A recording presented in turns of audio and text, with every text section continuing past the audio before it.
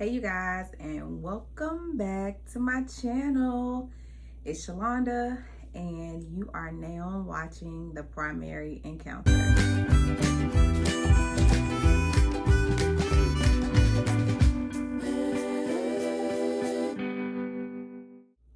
I have been gone for a while.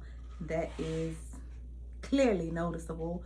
I started my channel last year, and with COVID came in and it just kind of took over. So I stopped, I put a halt on everything, but now I'm back.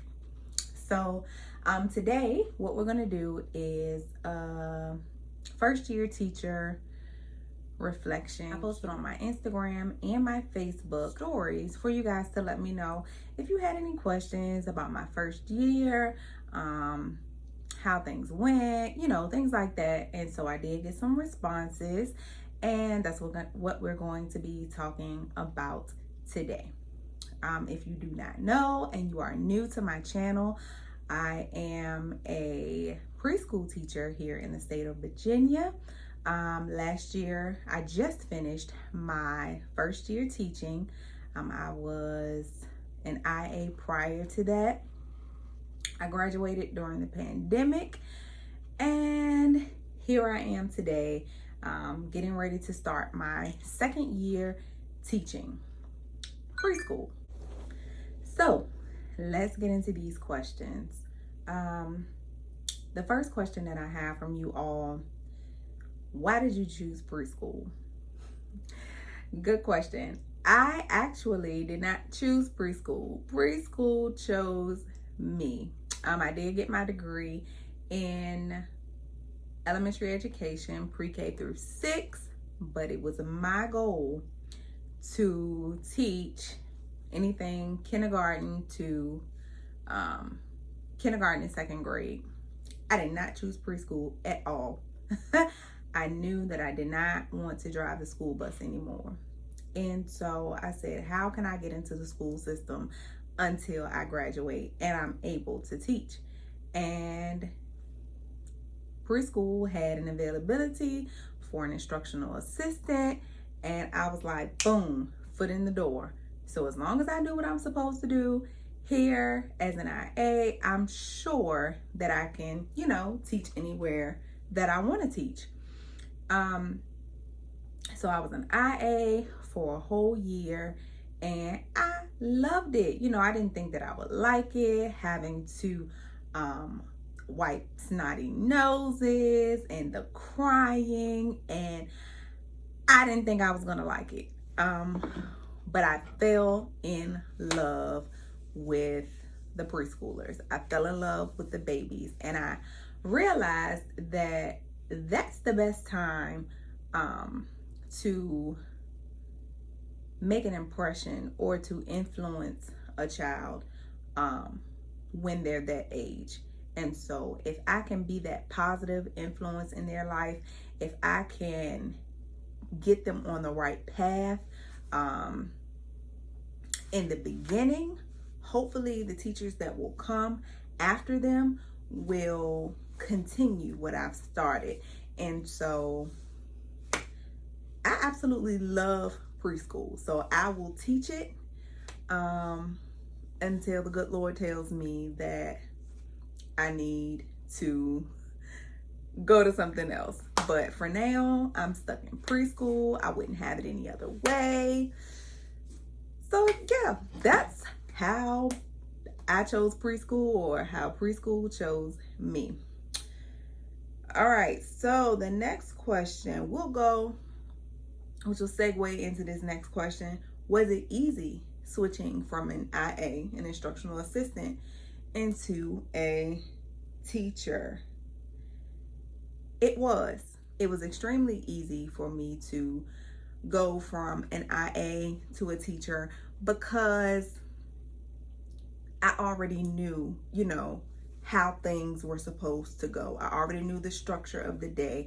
I already was familiar with the curriculum. So shifting from IA to teacher was just a title, and a pay raise, of course. So yeah, it was no different. Um, of course, you have to do the lesson plans and you have more contact with the parents. But when I was in IA, we were in a school setting, and so I was already speaking with parents, um, teaching during the daytime, substituting when the teacher was out, things of that nature. So, no, it wasn't hard. It wasn't difficult at all. Just a little added professional developments, a boost in my paycheck, and a title change. But that's it. So, if you're out there and you're an instructional assistant and you have the degree to move into the teacher role, do it. Or if you have a couple classes to go to move into the teacher role, do it. I'm not knocking the instructional assistant. It definitely took me from bus driver pay to a little bit more pay, but I would do anything to be in the classroom. So that's how I got to where I am today. All right. The next question that we'll go into, let's see. How do you navigate teacher life and mommy life of kids in school? Good question. Great question. So, when I was in school, my mom was a teacher. Story time. And I would always see my mom working and sleeping, but she was working really, really hard. She was passionate about what she did. And she still made time for my activities. I was in everything. I was in dance, I was modeling, I was in band, Center for the Arts, performance school. I was in everything. And she still made time to come or take me to my events. But my mom overworked herself. She was so passionate about what she did, until late nights she would be slumped over the dining room table, sleep, because she was so tired. On the weekends she was working. During the week she was working. She would stay at school late. Then she would come home and work and work and work and work and work. And it was like, when do you ever have time to stop? So, to answer your question, I leave school at school. I don't bring it home. Now, of course, during the pandemic, I didn't have a choice to have it at home. But I have an office, which is what I'm in now. And once that door closes, that's it. I don't take it upstairs. I don't take it in my room. That's it for the day. And I'll pick it up in the morning because my kids, my children need me. So thankfully, my children were not in a lot of things, sports-wise, but my daughter decided that she wanted to run track. No problem. You'll be at every track meet, Shalonda. Me talking to myself. No matter what I did, what I had to do, no matter what time it was, shut it down. Family time. Made sure dinner was cooked. Made sure, hair was done, hair was cut. All of those things, because I didn't want to be like my mom. I wanted to be like my mom, but I didn't want to be like my mom, because when I say she overworked herself, she overworked herself. I didn't want to be that mom sitting upstairs at the dining room table slumped because I'm still working. Whatever it is, it can wait. If I've contacted all my parents for the day, my lesson plans are done, it can wait. It's just boundaries. I had to set those boundaries, put those boundaries in place, because if I didn't, I wouldn't have a life, because I know me. I work, I own a business, I have 2 kids, and I'm a single mom. So somewhere in there, boundaries had to be set. draw the line. School is school. Work is work. And family is family. So after 4 o'clock, that's it. If I didn't get it done before 4, it won't get done until tomorrow. So that's how I managed the life of having to work and be a teacher and being a mom, because I didn't want my kids to feel like they never had time with mom, because she was always working. I know when I was in school on the weekends. Fridays and Saturdays were booked. And so my kids always felt like, we don't ever have any time with you. And so once I graduated, they were ecstatic. They were happy because I didn't have to go to school anymore. And so now working, I don't want them to fall back in that same, oh my gosh, mom is always working, we don't have time with her. And then that makes them look to other people, to other things. No, we're gonna remain a family. And oh my goodness, we don't have time with her. So I never want them to feel that way again. And so leave work at work, home is home. If it doesn't happen between the hours of 8 and 4, it doesn't happen until the next day. So that's how I navigate teacher life and mommy life. Let's see. How was my relationship with parents? Good question.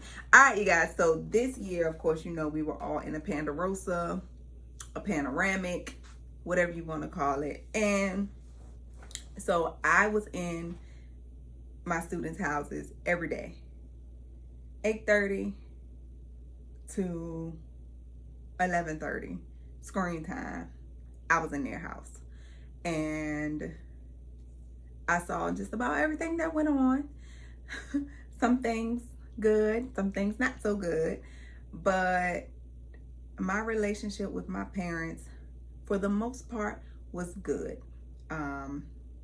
We kept open communication. I let them know at the beginning of the year, you can call me, you can text me, you can email me. And most of them actually took heed to that and stayed connected with me. And that in turn helped their student. And it helped us. It helped me help them. So I would send out emails. We had newsletters. I do know that the most effective way that I communicated with my parents this year was through text message. I get it, because I knew after 11:30, I was not going to get in contact with any parent that I had. So 11:30 a.m. that is. Once those tablets close, once those laptops close, that's it. You'll get in contact with them in the morning. For the most part, my relationship with them was very, very good. I did have a few parents who just didn't care for Miss Bibbs, who did not care for me at all, but it's okay. It's okay. I was there to help their student, and they weren't willing to help their student, so it wasn't much that I could do. But for the most part, communication with my parents, my relationship with my parents was spot on, very good. All right, the last question that I'm going to go over today, or respond to today: how did you manage classroom behavior? Well, I'm Miss Bibbs. I don't have classroom behavior problems. Just kidding, just kidding. It was not a big issue, of course, with everything going on virtually in backgrounds. It was kind of, if you didn't have the parent there with you or with the student, it was kind of hit or miss. I know I had a student who was in daycare, and whatever was going on around him, sometimes he would get pulled into it and I would have to, hey, and call his name to bring him back. But other than that, sometimes I had to remove students, just depending on how bad it was and what it was that they were doing. If I have a student that's hanging off the chairs, swinging like monkeys from sofas, like if you're doing the absolute most, eating popcorn under a blanket first thing in the morning, then I've got to remove you, because you can't, I couldn't make that normal behavior to the other students. So when they saw it, they would say, oh, well, she's doing it, Miss Vid's not saying anything, so I can do it too. That's not the case. You can't do that. So I did have to remove some students, and most parents were okay with it. They understood, they corrected the behavior, and the student was back the next day fine. But then the other parents who had a problem with their student being removed from the class for the last hour of class and made it a big deal. Nevertheless, those were few and far between, thank you God. But classroom management was not really a big problem. Again, I had a great set of students this year, so and a great set of parents for the most part. So they understood, you know, you're here to learn, and it's already difficult. We're all in this thing together. We all don't know what the heck we're doing virtually, but we're going to figure it out. And so for that to happen, you have to sit down and you have to listen to what your teacher is saying. So again, that comes back to the relationship that I had with the parents. It wasn't bad. So that's it, you guys. That's kind of all that I have. This year, just to wrap it up, has been an amazing year. I can no longer say that I'm a first year preschool teacher. I'm now going into my second year teaching preschool. We will be back in the school this year in the building, so I am excited about that. Some of my students from last year I am going to have again this year, because they will move from the 3-year-old program to the 4-year-old program. So I'm super excited about that. And I'm just excited overall. Stay tuned, and I will see you guys in the next video. See you later. Bye.